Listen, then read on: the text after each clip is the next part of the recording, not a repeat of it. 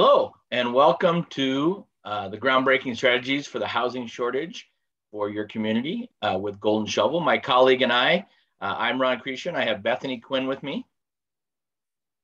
And we're going to talk a little bit about not just the housing shortage, but strategies on how to actually put solutions out there. We hear a lot of our clients who have said, oh, there's just a housing shortage. There's nothing we can do about it. So our team, led by Bethany, went out and started talking to communities that actually have solved the problem or put some solution and some creative ideas behind that. And we're going to share those with you today, and we're excited to do that. So Bethany, if you want to quickly introduce yourself. Hello, everyone. Excited to be here with you today. This project has been really fun to work on because we've been able to speak with economic developers throughout the United States and Canada and really get insight into the programs and solutions that they have implemented and produced tangible results and impacts on the housing supplies in their communities. We like to take it beyond theory to actual implementation at Golden Shovel. So we have a lot of good ideas to share with you today. Excellent. I'm going to hop in really quick. This is Audrey Anderson. I'm the Director of Marketing. Just thank everyone for being here. Just wanted to let you know that this webinar is being recorded. We'll be emailing that to you either later today or tomorrow. And we'll also include a copy of the slides and any other resources that are mentioned in the presentation. And if you have any questions at all, put them in the chat or the Q&A, and we will get those answered as quickly as possible. Very good. And then, and I think you might have mentioned it, but people can download the white paper as well, and we'll provide that link. Did you say you're going to put that in the chat at the end of this? Yeah, we'll be talking about a white paper that we created with housing, and so I will add a link to that if people want to download it during the presentation as well. Fantastic. Thanks, Audrey. Mm-hmm. Okay, so let's go ahead and jump into the housing crisis. So there's lots of reasons, lots of conversations about the housing, but one of the things that we hear a lot about that goes along with the high prices is just simply there's a lack of supply. I've heard everything, and we've looked at studies from, we have the older generation not necessarily moving out of their homes into smaller homes or first level homes or townhomes. And that's one of the reasons that we have a lack of supply. We're not just building enough, and then we have regulations. So all of this is equaling high prices, and then we have natural disasters. So there's lots of reasons why communities might be facing a housing crisis. The United States alone has a shortfall of 3.8 million units, according to the Freddie Mac researchers. The main driver has been the long-term decline in the construction of single-family homes. And that has been exasperated by an even larger decrease in the supply of entry-level single-family homes or starter homes. So lots of reasons why that inventory is a problem. And that's one of the things we're going to talk about today. Yeah, historically, this problem has been building for decades. And that's what the research shows, is that since the 1970s, as Ron mentioned, there's just been less interest in building those entry-level starter homes. So it's created a crunch for people who are trying to buy their first home or maybe an affordable home. Now, it's really important, though, to understand with your community, what is causing your specific housing crisis? We have the privilege of working with communities throughout the country. And so we know that what challenge in one community is not necessarily the same somewhere else. So it's important to conduct a housing study to really get an analysis of your current housing supply broken down by owner-occupied versus rental properties and types of housing. Also to get a report on the condition of the housing in your community. So for example, are there homes that if they were renovated appropriately could be put into the market as a rental or sold? Is the housing in your community affordable to your workforce? That's a really big issue right now. Even in communities where there are units, sometimes the prices have gotten so high that if you're a teacher just starting out, maybe you're in law enforcement, you have a really good job that's going to be a great career, but the housing prices are just so high that maybe you don't qualify to purchase right now. It's important to find that out. And it's also important to estimate how many houses are going to be needed per category and per price point over the next 5 years. This is especially true for all of you who are working on some potential projects for your community. As you're developing sites and you're trying to market them to create new jobs, you have to consider what happens if those jobs actually do materialize and people need to move to the community. Do you have the housing supply that's going to be able to support that increase? We also want to look at senior housing and also apartments and even temporary housing. So your housing study really does need to be very comprehensive. We also recommend that there's research on your current capacity for development. In other words, do you have the internal capacity to build what you need, or do you need to recruit developers from outside the area? We put a quote in here from Jen Hall at Greater Beloit. She talks about how important it was for them to conduct a housing study because, as she says here, it's a tangible tool in our recruitment efforts. In other words, they wanted to be able to show developers and investors real tangible data. Instead of just saying, we need housing, they wanted to be able to say, okay, well, we need this number of single family homes at this price point. We want this number of seniors homes at this price point, et cetera. So that way developers don't have to guess and they understand that the market truly can support their investment.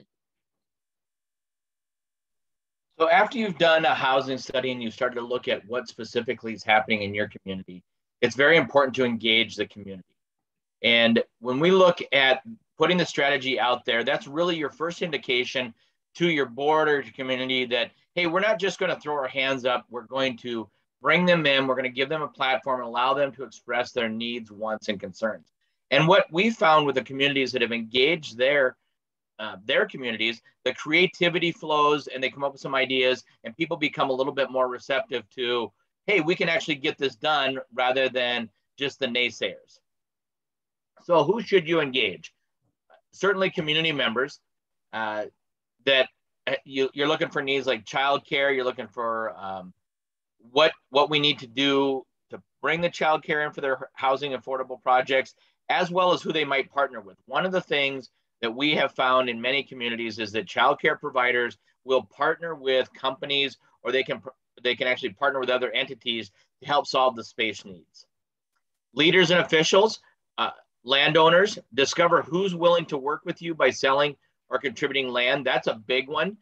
Surprisingly, we found in some communities that if you don't engage the landowners, you're missing a big partner in this, because a lot of times landowners will find creative ways to get their land into availability. Major employers, they can share land and resources as well. A couple of the communities that we have worked with, a large employer would come in, and as part of their move into the city, they would ask for a certain sizable parcel, and they may not need all of that. And in some communities, we found that they've actually allowed that to come back into the community for housing. And then developers and construction companies, local and regional. Why would they want to build? What are some of their barriers? And really letting them know, and this is why you bring your leaders and officials in, letting them know that you're not just going to throw regulation roadblocks up, that you're going to help them move through the permitting. One thing when we survey, we hear this all the time, is the permitting or the regulation process, that whole red tape process, while it can be necessary, doesn't have to be daunting and overwhelming. The more members of your community you engage, the more information, ideas you'll have. And really, all of those local community members can start to share, hey, if they've done something or they know somebody who's done something, that networking becomes a very important part of solving your housing crisis. Yeah, and it's really important to note that you have a lot on your plate, and this is one issue that can't be tackled alone. So bringing everybody together is just going to make it easier to find solutions and then to implement them, because everyone will be buying into what you propose. If you're going to implement any of the solutions we present today, that's going to be even more important, because a lot of them are outside the box and creative, but they have worked. So here are some of the best practices that we will highlight today. So Claremore in Oklahoma, they implemented something called pattern zoning. This is really interesting because they are one of the only communities in the US to have pattern zoning. And it allows for the community to get involved, to decide, where do we want certain types of housing? For example, where do we want to have mixed use? Where do we want to have higher density? Where do we want to have more single family homes or larger lots? So by bringing the community into that conversation, they were able to create pattern zones throughout Claremore that then told developers exactly what type of housing should go where. To take it one step further, they actually engaged architects to develop some plans that could be pre-permitted, and were. So now if you're a developer and you're looking to do a housing project, you can, based on the type of housing you specialize in, go into Claremore, figure out exactly where that housing should go, and you can even use the plans that are already developed and simply build them. So what it did is it eliminated any of the risk for developers as far as community acceptance. It also increases speed to market, which again, time is money. So that's very important for developers. And it was so successful that within the first 60 days of implementing this, they already had 22 permits filed by developers. So build faster. Building apartments using a modular design in Los Angeles. A 5-story apartment unit complex in Westlake used steel modules sourced in China to build a transit closed project that was fast-tracked by the city. And this was a unique project in that they bypassed some of the material constraints and started to look at what was available. These were snapped together using cranes and essentially a nice Lego style building project. What's interesting is Scott Baldrige, when we talked to him, he said, this is not just a one-off project. It's a series of places created with a highly replicable design, and they could just put these together and scale up very quickly and get the housing to market and to solve the needs. Yeah, Los Angeles is not the only place doing this. We've spoken with economic developers in the South who are having modular units shipped down the river into more rural communities where it would be more challenging to get them there on the road. So it's interesting. They're being used all over the country with great success. Home builders in Calgary are using containers, modern huts, for example, and they're expanding these out, and they can build 90% of the home in just 12 weeks offsite and then get it assembled in a week. And it's ideas like this that are really condensing that timeline and getting folks right into housing rather than waiting for the whole project to come together. So a great way to really go faster and a really creative way to use resources and reuse and recycle materials. Yeah, they said that they were able to reduce waste by 80%. And obviously there's that's advantageous from an environmental perspective, but it's also important when we're looking at the fact that we do have such a shortage of supplies. So reducing waste now means that you can build more with less, which also then reduces the amount of time developers have to wait to get the materials they need. Empowering homeowners. This is something that all economic developers can do. And in many cases, it won't cost you anything because people already own homes in your community. How can you bring them into the process so they actually help to contribute to the solutions? In Snohomish County, Washington, they did this by allowing homeowners to build a second, smaller dwelling on their property to be used as a rental or for extended family to live in. Now, because no additional land needs to be found, this is a great way to have an impact in a fairly short period of time.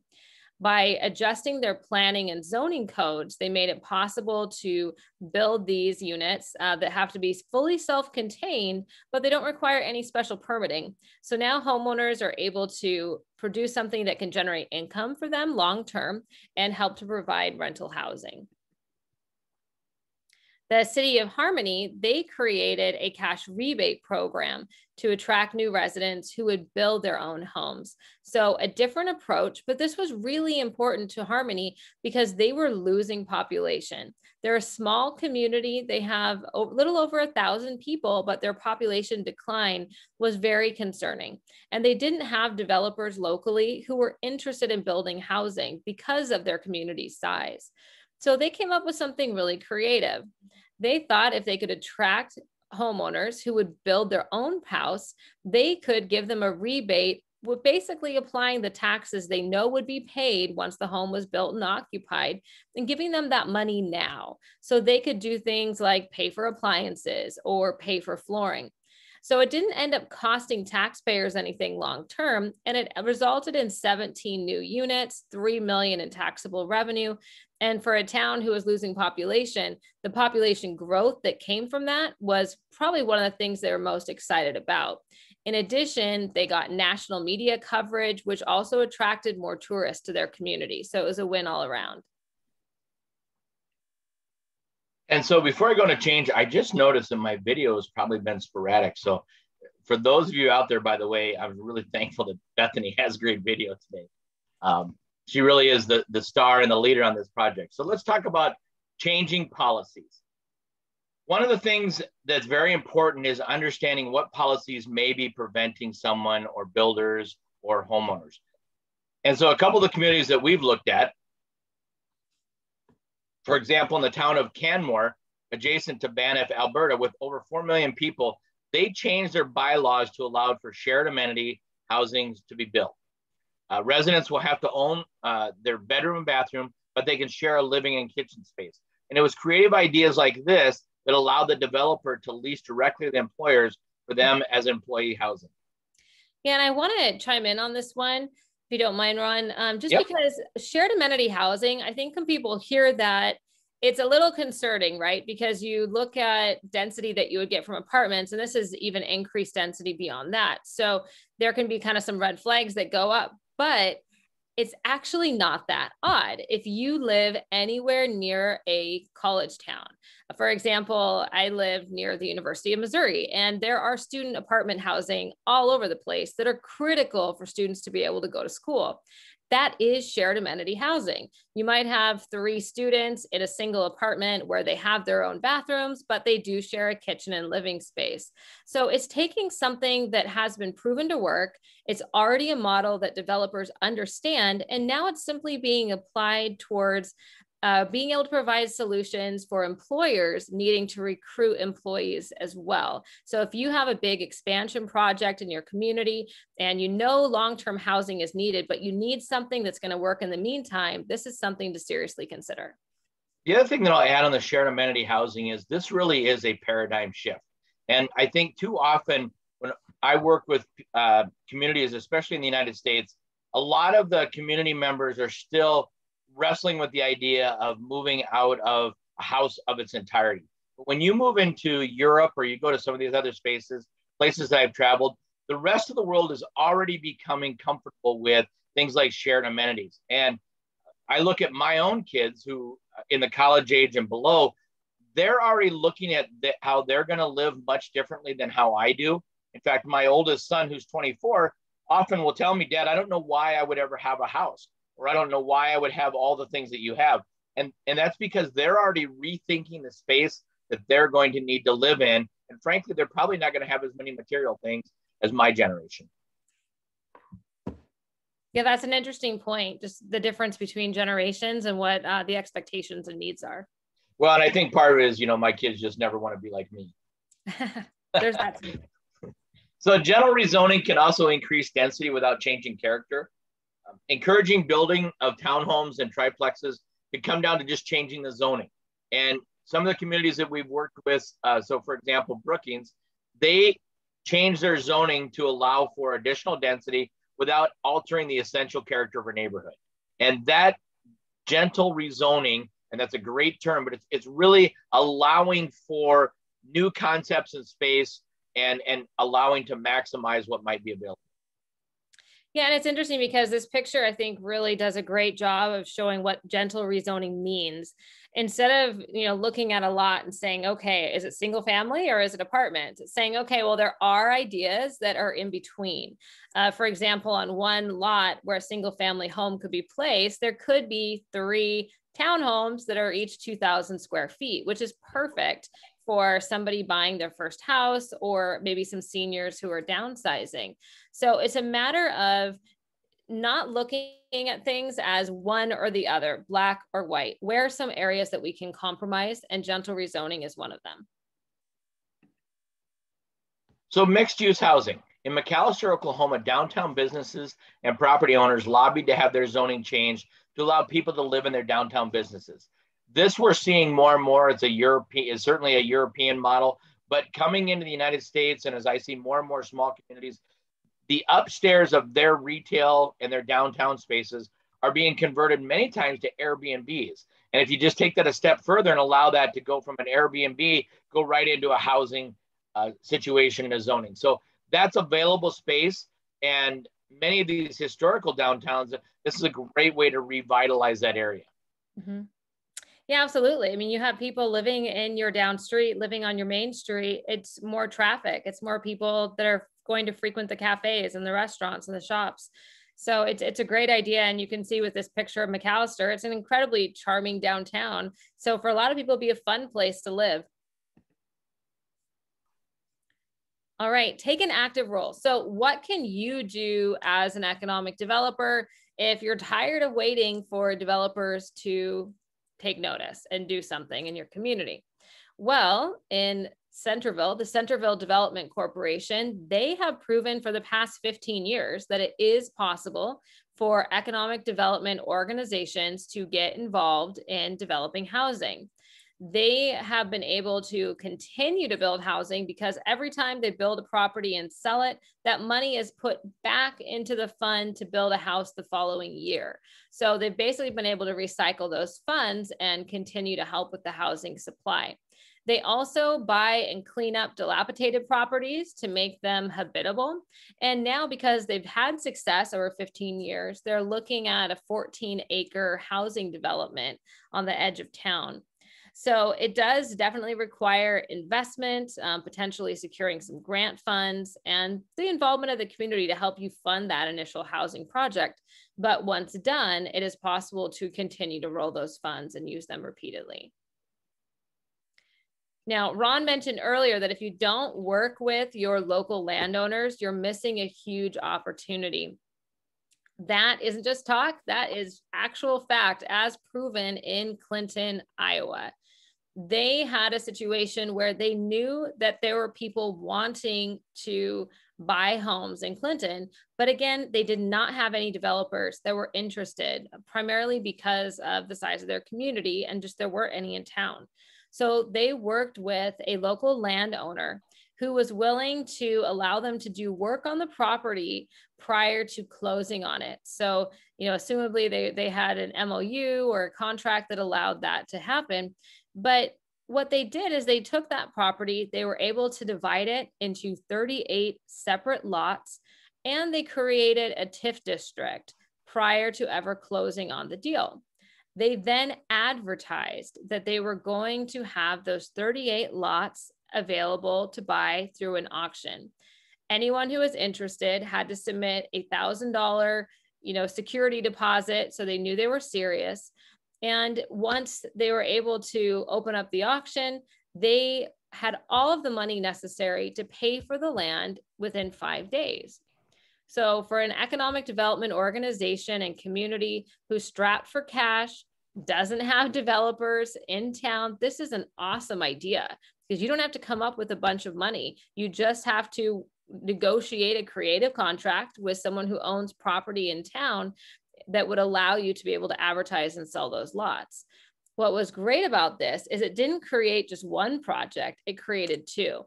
Because the profits they earned from this, they were able to then use to purchase an entire city block that had been a school, and they were able to put in the infrastructure to create additional sites. So 2 different housing communities were developed in Clinton without significant capital. Very, very cool story. Repurpose buildings. One of the strategies that we've heard, and we talked about Clinton a little bit in Clinton, Wisconsin, they took unused parkland for a housing development by selling lots to a developer for $1 with the agreement that they would put in the infrastructure. In Roanoke County, Virginia, they turned an old school into workforce apartments. Cleveland, Ohio, we saw an office building into 652 apartments downtown. And then old motels and hotels are being converted into affordable apartments near Disney World and Universal. So the idea here is not just to overlook some of the buildings that are already in place, but reimagine those spaces and reimagine how that can be brought into purpose and how that can be used to solve your housing shortage. Yeah, absolutely. And, you know, just it's interesting. So Clinton, right? It's actually two different Clintons. One's in Iowa, one's a village in Wisconsin. Both of them, you know, were small communities. With that particular situation, again, it's an example of what can you do if you don't have cash. The village of Clinton did not have the capital to put infrastructure in for housing development. So this was really a win-win situation where through creative negotiation, the developer put all the capital in, and because they had so many parks and not enough housing for folks who wanted to live there, they were able to use an asset they had on the books and not actually put any capital towards the project. With the Roanoke County one, again, we're seeing old school buildings being repurposed all over the country, and that's something many communities have.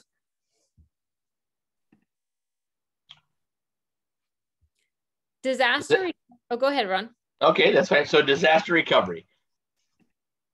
So after the Alameda fire scorched 1 million acres in Southern Oregon, families were displaced and they turned empty land into an RV park for paved streets and pads and fences. So this was a way out of the tragedy. They were able to find a new way to repurpose the space and use the RV park to get some housing. The Gateway project, a 4.5 acre mixed use development, will eventually replace this housing with more permanent affordable housing. But again, here's a great example of the community coming together, coming up with a creative solution and solving their housing shortage. Mm-hmm. You know, and it's interesting, we actually did a section on disaster recovery because we were asked by communities on the West Coast of the United States and also in Canada who have suffered from a lot of fires recently on some ideas for what people have been doing in the case of a disaster. And it's interesting because we know a lot of communities don't really have a plan. You know, what would happen if there was a fire, if there was a tornado or hurricane, what have you, that displaced some residents, what would you do? And this is an example of something that could actually be put in place fairly quickly. Obviously, there's FEMA funds that pay for trailers in many cases, but how do you make sure that people don't leave town, especially if you need those workers to continue to be employed? You know, your businesses would suffer if there was a mass exodus of people who lost their homes and therefore just couldn't live there anymore. You'd have a decrease in school enrollment, for example. So instead of just giving people trailers to live in, which they would then take wherever, this is a solution where just by putting in the infrastructure, building some fencing, planting some trees, they were able to make a temporary community that kept people in town, made sure obviously local businesses still had their employees. So it was a really creative solution that didn't take too much time and I think is replicatable pretty much anywhere. And when just adding to this briefly, one of the things about disaster recoveries, well, you never wish a community to go through any type of tragedy. What I do often tell communities is, well, I hope nothing bad happens to you. I would like you to find a way to tap into that urgency, because once you have a tragedy or once the community suffers a loss, suddenly the mind switches from what could we do to what do we need to do. And I very much encourage communities to start thinking along those lines of urgency. How can you move this along so that you can really tap into that urgency and that creativeness that goes with it? Yeah. In Louisiana, oh, go ahead. I was just saying, absolutely, that's so true, because it really is an urgent situation in housing. And if you're not solving it in your community, people are going to go elsewhere simply because they don't have a place to live.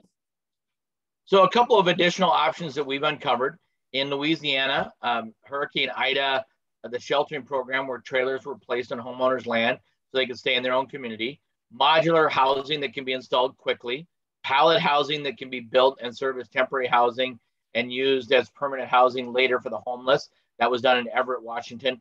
But really looking for ways to solve the what's in front of them and then come up with a longer solution. Mm-hmm.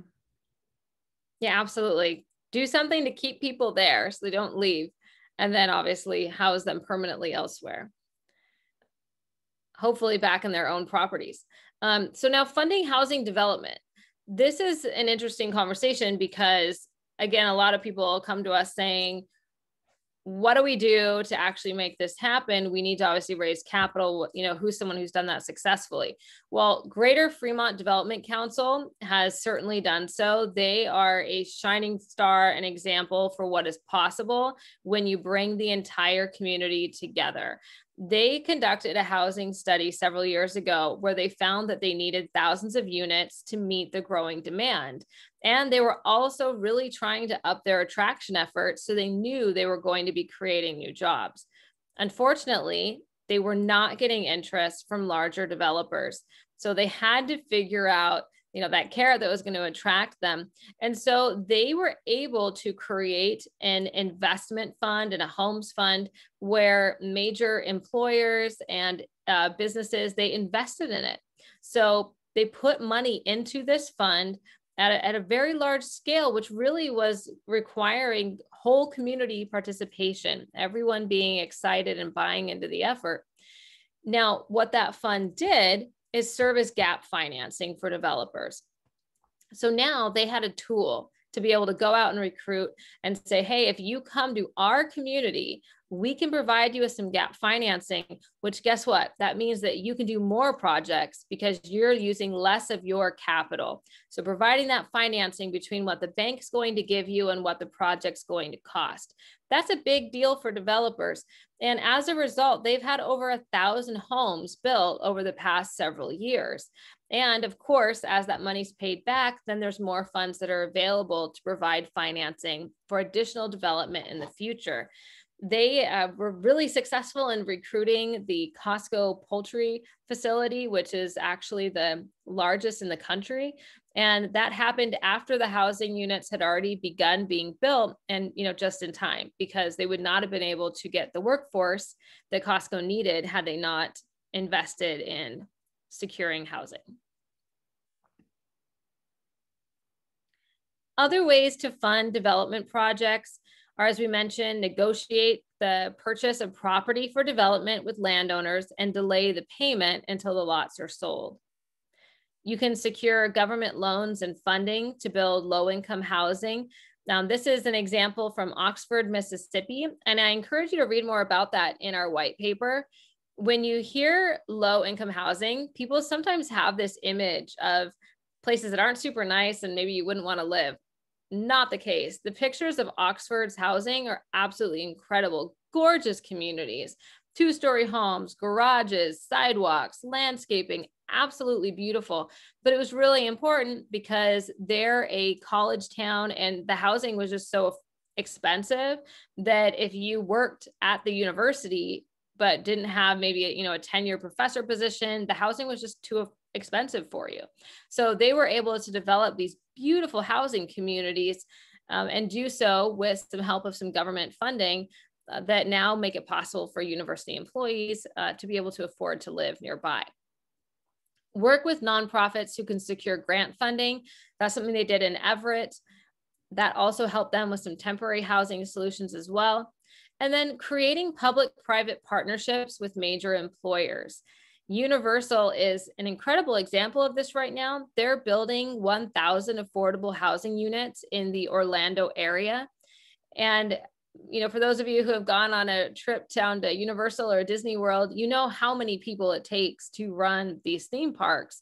Well, they don't earn very high salaries. And so it's really important to have affordable places for them to live. So Universal, Disney, and other major employers are stepping into the gap and actually building that housing to make sure their employers can live near work. Google has also pledged billions in California, but it's important to realize that it doesn't take a huge mega organization to make that type of an impact. In your community, any major employer that has a couple acres of extra land can donate that land to housing for their employees. They may be willing to help put money into a fund like they did in Fremont to attract developers. So, as an economic developer, I encourage you to make the ask, because housing is such a critical need now, and your major employers know that. You're in an opportunity really to ask for more than you've asked for before, and most likely to get a yes.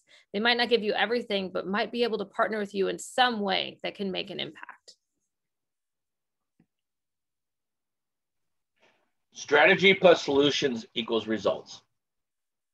So part of the reason we put this white paper together, and Bethany and her team led this on, is we were talking about this and we kept hearing about the housing shortage, and we also kept hearing some of the despair and really people just saying there's nothing we can do. And we thought that can't be the case. There has to be communities that are solving this. And what we found in this study is that there are strategies for solving this housing shortage. They may not be the same for every community, but in our white paper, what we've identified is best practices and how communities across the country and frankly internationally are solving this. So the message that we bring to you today is to not just fall into the trap of saying, you know, everyone's dealing with housing and there's nothing we can do, but to really look around, look at your neighbors, look at other communities and see how they're implementing solutions and get involved and take that next step from strategy to solution. In other words, there is hope. And that's what I really hope that all of you take away today is the fact that even if you don't have money, even if you don't have developers, even if you feel like you've tried a lot of things and nothing has worked, there are solutions and there are creative ways to tackle this and actually make an impact for housing in your community. And if you need help, that's what we're here for. We work with communities on a strategic basis along with implementation and would be delighted to offer our assistance to you.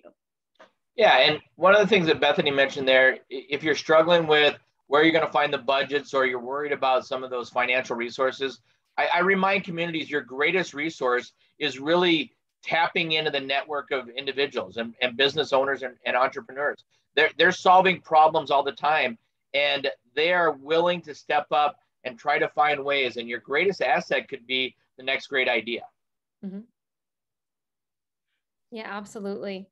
So Audrey, did you want to offer anything about how people can access the white paper? You have the link here. We recorded this. What are some of the technical pieces that we need to make sure we let our participants know? Besides, we also want to thank you, and Bethany and I want to thank you for attending. Definitely. Yes. So you can use that short link on the screen if you want to type that into a URL quick. Otherwise, I've also included a link in the chat that you can just click. We'll also be sending up a follow-up email once the recording is processed. So either later today or sometime tomorrow, we'll include a link to these slides that you can reference again. I believe all of these strategies that we went over are in that white paper and more, and they go in more in depth. So definitely, I would recommend checking that out. And we will include a link to this white paper again in that follow-up email, just so you definitely have access to it. Okay. I think that is it. So thank you again for Ron and Bethany for presenting, and thanks to everyone for joining us today. Yeah, we want to thank our partner Mid-America, and we look forward to keep getting information out. And if you have questions, please don't hesitate to contact us. Thank you all. Have a good week.